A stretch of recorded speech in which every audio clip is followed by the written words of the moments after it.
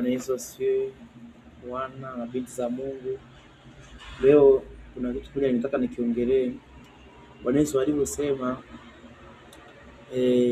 amri kuu mbili nawapa, mpende jirani yako kama nafsi yako, afu mpende Mungu akili zako zote na kwa moyo wako wote na kwa mali zako zote.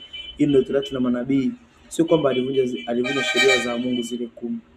Ile sheria ya kwanza mpaka ya 5 ndio ilikuwa mpende Mungu kwa akili zako zote na nguvu zako zote na mali zako zote. Alafu sheria ya 5 mpaka ya 10 ndio ile mpende jirani yako.